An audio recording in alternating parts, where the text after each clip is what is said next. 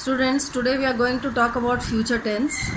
Now here it is vacation time and we will see what these people have to see about their plans for summer vacation. For example, the first one says, I am going to Manali in this summer break. It will be cold there and we might get to see some snow near the Mount Rohtang Pass. Now here you can see I am going to as well as will also. Second one says, our plan is to visit Rishikesh. From there we go to Haridwar and then proceed to Dehradun and Mussoorie. Now here note, we go. I will, third one says, I will stay in Delhi at my uncle's place. I will visit the National Museum and will enjoy a ride in the metro train. Now here you can see will.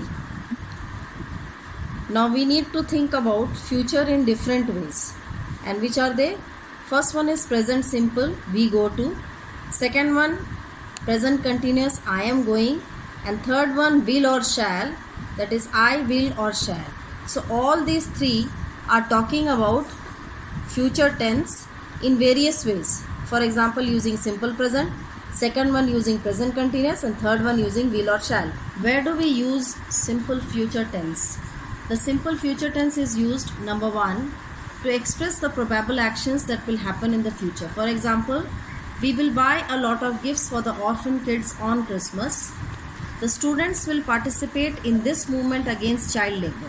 So here we are talking about actions which may happen in the future. Second one, to indicate an action that will happen as a habitual action or a regular phenomenon. That is something which is a habit or something which has been happening regularly. For example, the bus bound for Amritsar will leave at 3 p.m. The summer vacations will begin in the first week of May. Third, to express the speaker's assumptions about the future. That is, what the speaker thinks may happen in the future. For example, since it is a holiday today, I think the roads will be pretty empty today. Second example, I have a constant stomach ache. I think I will consult a doctor. Now the fourth is, when we decide to do something at the time of speaking, that is when the person is speaking and at that time if he decides to do something, we use future tense. For example, what should I cook? There are no vegetables and no milk. So the other one says, I will go and get it from the market. The first one says, I have too much to revise for tomorrow's test and I'm about to sleep. Second one says, I will get you some coffee. Now the fifth situation where we use simple future is to offer to do something or to ask somebody to do something or to promise to do something. That is, if you are offering that you will do something, or if you ask someone to do something, or if you make a promise that you are going to do something.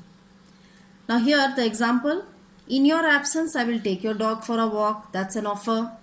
Will you please book my tickets for the screening of the play, The Beauty and the Beast, this is a request. Third one, I will buy you a golf set on your birthday. That's a promise. Now the sixth situation is to talk about such future actions over which we have no control. For example, do not stand in front of the door. The metro door will open and a lot of people will deboard. Second one, it's my birthday next week. I will turn 12. Now, as I told you earlier about the going to form, which is the present continuous form, but here also we are talking about future. Now this is used when we are discussing a plan or an intention in the near future, as we did in the example earlier. For example, Shikha and Ravi are tired of traveling by local trains. They are going to buy a car. Sanyam wants to help poor children. He is going to teach them every evening. Second situation, to talk about what seems likely or certain when there is something in the present tense which tells us about the future. That is, something which is happening in the present tense which gives you an assumption of what will happen in the future. For example, there isn't a cloud in the sky. It's going to be a lovely day. This bag isn't very strong. It's going to break any moment. And the third situation is to express an action which is on the point of happening, that is about to happen. For example, look at those dark snow clouds. There is going to be a heavy snowfall here again. And the second one, it's 8:30. You're going to miss your flight.